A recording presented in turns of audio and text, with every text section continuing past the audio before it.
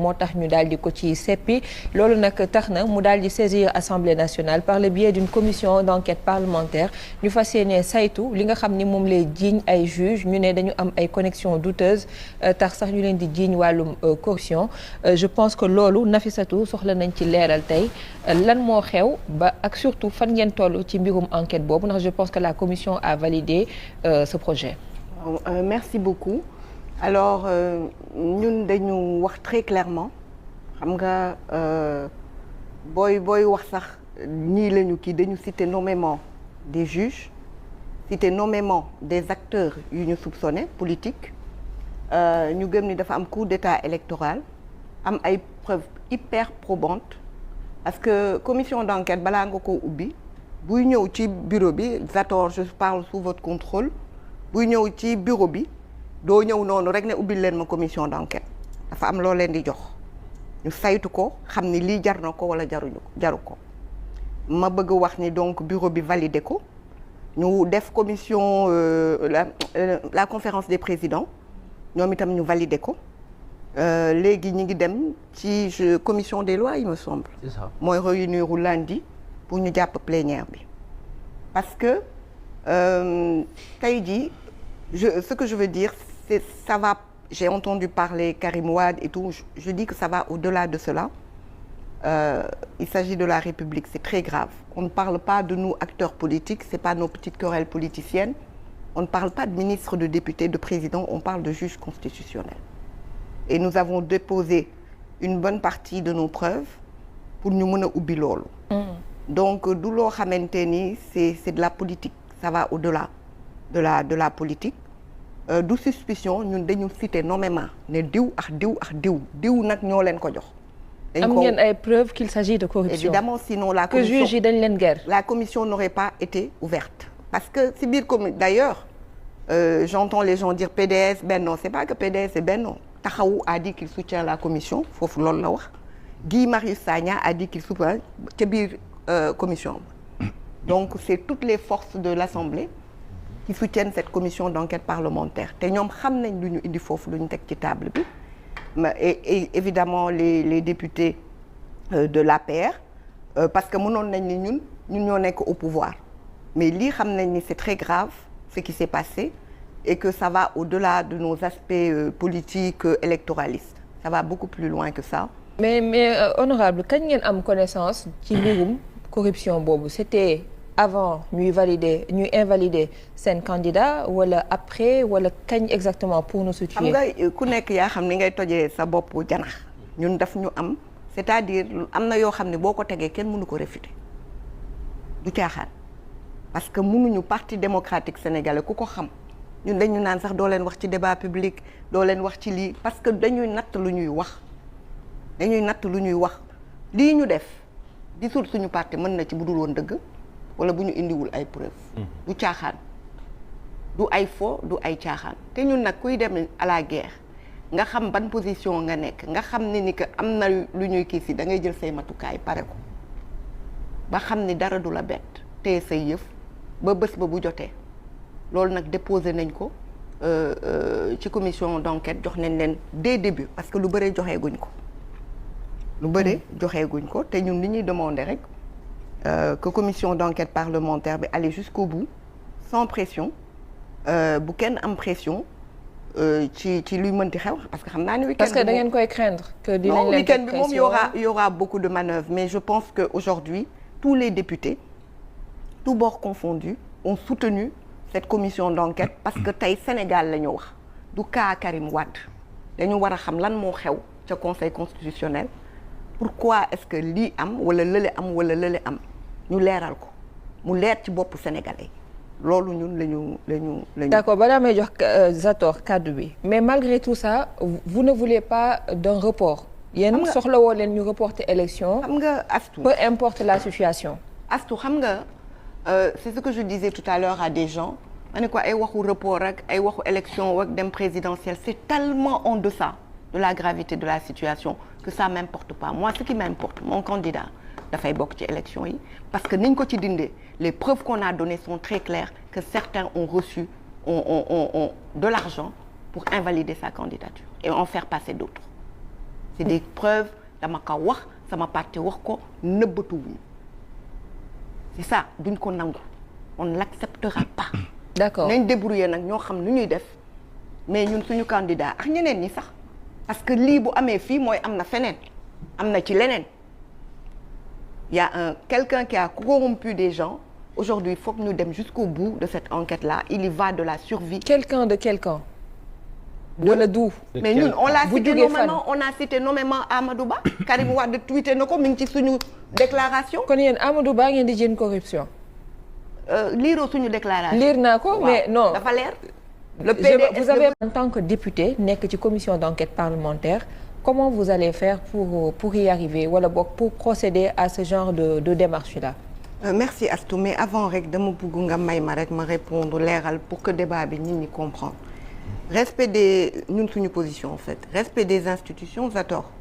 Zator PDS mën nga ko waxal lu ne.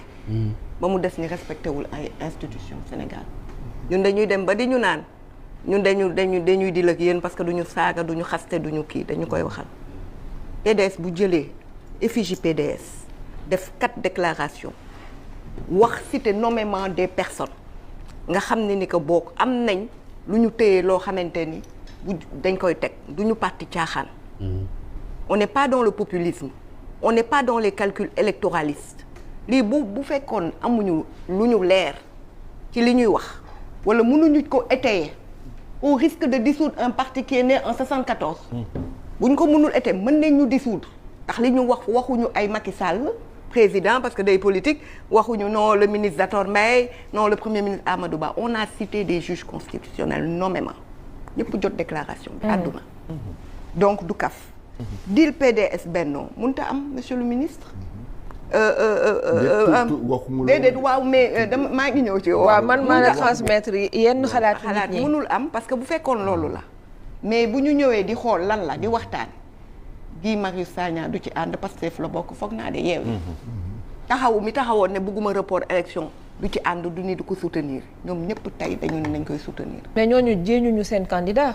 nga ni. ma ne ñooñu du seen candidat la ñu jiñ corruption. waaw mais c'est pour ñii lañ jiñ corruption. mais Astou c'est ñoom ñoo retourné di leen jàppale c'est ce qui paraît un peu bizarre. mais ñoo ñee ñi ngi ñuy jàppale.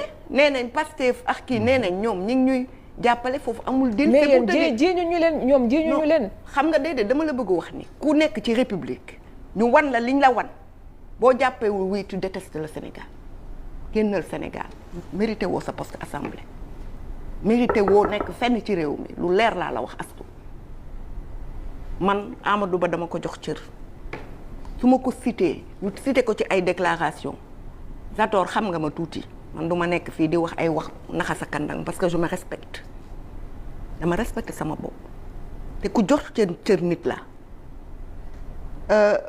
comment on va faire ñu ne nu ñu defee nga wax ay waxu ni que c'est grave le cas mais et la suppression un coup d'état électoral organisé par un conseil constitutionnel ça s'appelle comment c'est pas grave pour la démocratie ceux qui sont censés aujourd'hui faire du Sénégal ce qui soit le Sénégal nous ne sommes pas dans des pays à côté qui ont brûlé ces pays la guerre à côté on sait d'où ça vient bugguma tudd benn tur dëkk pour bañ a fu mu jóge ñu defoon ñu mel nii ñoo indi dëkk boobu am 3000 morts à gauche 3000 morts à droite xam nga lu tax parce que ñooñu sacralité conseil constitutionnel c'est diametralement plus important que nos questions de politique Karim bokk man bokkuma woon non on va au-delà de cela c'est grave coup d'état électoral la ñu def pour tànnal sénégalais yi ne ñii rek ngeen mën a tànnin kii dañ koy dindi kii dañ koy dindi kii la ñuy bàyyi présumé waaw ñun waxuñu présumé ñun on est affirmatif. D'accord. Kon parce que yéen ñun xam nañ lu ñu am. D'accord. Conseil constitutionnel nag ñu ne 2 juges déedéet dama lay wax foofu rek ni parce que PDS dafa respecté boppam respecté histoire am respecté Ablaye Wade. dañu ne ñi ñu am preuve ñooñu la ñu tudd waxu xamuñu nag ñeneen ñi parce que amuñu ci preuve moo tax ñu war a enquête xool la na ci am je vous assure que. bu ñu enquêtoon teg ci kaw table bi ni que lu ñu wax PDS waxul wallahi may ñëwaat fii ne Astou on s'est trompé. Et vous en tirerez toutes les conséquences. Oui, on se mettra devant les Sénégalais parce que ñun lu ñu fawee réew mi duñu parti buy fowee réew mi duñu nekk ay magum jëmm am njaboot ci réew mi dëkk ci réew mi di wax yu graaw nii mais li ñuy wax c'est grave. C'est très grave. On parle de 3 milliards de 2 milliards c'est bien plus. mais Nafi léegi bu nekkee parce que sama question bi sax ñëwagoo ci mais après xam naa di nga ci mën a ñëw tey bu nekkee on parle de corruption yoo xamante ne ay juges ñeent cité 2 ñoom ñoo ko def. mais dañ leen ñooñu la ñu ne ñun déposé nañ suñu ay preuves loolu la ñu wax. d'accord si ñooñu dañu ne ñu si ñooñu ca conseil ba. d'accord mais léegi loolu bu weesoo nga xamante ni Karim Wade je pense que benn motif kese lañ ko recalé kon foofu ngeen bëgg a jàppee ni moom lañ ko corrompre muy mbirum nationalité alors que cette question a été très claire ci li nga xam ne moom moo di constitution bi. Karim Wade ne peut pas supposons être un russe et être un sénégalais en même temps. mais loolu est-ce que leerul pour que ñu ñëwaat duñu faire comprendre que ni dañu corrompre pour ay juges. pour ñu mën a bañal pour ñu nangul ko loolu. mais je vais d'abord répondre sur 2 aspects. même si on n'avait pas corrompu de juge ñu wax loolu déjà man légalement d'accord ma mais ça ne nous aurait pas fait mënuñu jël pour simplement ça di ko ndax am na lu ko Ablaye Wade defal ci réew mi moom jomm naa def loolu ñun li ñuy wax nañ dem enquête laa wax mu leer kanam bind yëf yi ñetti ñii ku ko bind.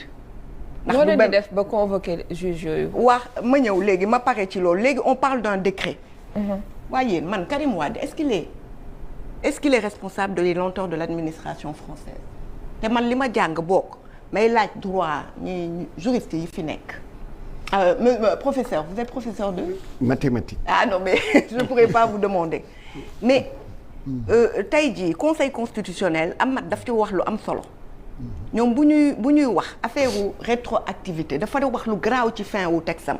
étant non rétroactif la règle en matière constitutionnelle en droit public c'est la rétroactivité c'est ça la règle parce que ñoom bu ñuy saytu teg document bi waxuñu leen ñu saytu dañuy saytu au moment de délibérer qu'est-ce qu'ils sont l'effectivité des faits lan moo am tey au moment de délibérer ñun 2018 dañu déposer donc pas longtemps on donnera beaucoup de documents dañu déposer renonciation déclaration simple déclaration ñu jox ñu consul signé jox ñu entre-temps ñu gis ni dara kiiwul dara génnul ñun ñu waxaat suñu candidat ne ko comme dara génnul ba boobu ba léegi dugalaatal parce que la simple déclaration suffit dans un régime de déclaratif parce que day wane ni man perte naa sama nationalité ñu ne waat ko dugalal parce que lii foog ñu régler ko. mu dugal ko kañ. waa léegi en octobre mu dugalaat une deuxième demande en octobre kan moo mën a imaginer que la France va faire un décret en 48 heures ou en un mois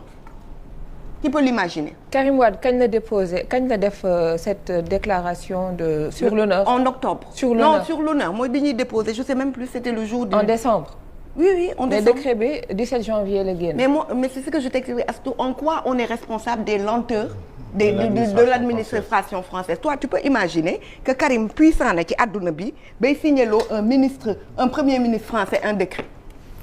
Nous on n'est pas responsable et ça le Conseil constitutionnel devait en tenir compte nous ne sommes pas responsables de l'administration française moo tax ñu naan la lii dafa war a def fois autorité administrative yi récépissé bi ñu lay jox ak attestation de renonciation bi ñu signé visé ko moom ngay déposé waale pour wane ni def naa toutes les kii une autorité qui en l'état le consul général de France à Doha moo ko signé ne nangu naa ni renoncer nga sa nationalité française jox ñu kayit bi ñu déposé. Dernière chose que je voulais dire nga laaj ci juge yi. Vous savez on dit que oui est-ce que notre pouvoir parlementaire am na droit à séparation des pouvoirs oui séparation des pouvoirs mais Montesquieu nous disait dans l'esprit des lois que pourquoi il doit y avoir une séparation des pouvoirs parce que un pouvoir doit pouvoir arrêter un autre pouvoir. Aujourd'hui l'Assemblée nationale ne saurait être amorphe face à ce qui a été donné et ce qui a été dit boo xamante ni suñu benn tànku réew la ñu ne lii ñun gis nañ ko fi lii lañ leen di wan lii lañ leen di jox lii lañ leen di kii ngeen gisal seen bopp ngeen xool ndax li ñuy wax am na ñu ubbi enquête.